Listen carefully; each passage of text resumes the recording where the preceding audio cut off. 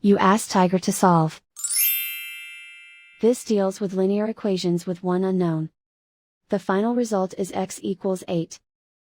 Let's solve it step by step. Simplify the expression.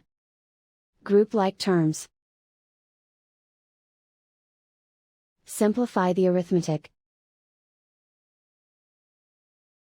Group all constants on the right side of the equation. Add 10 to both sides. Simplify the arithmetic.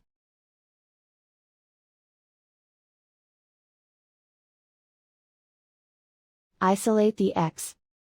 Divide both sides by 6. Simplify the fraction. Find the greatest common factor of the numerator and denominator. Factor out and cancel the greatest common factor.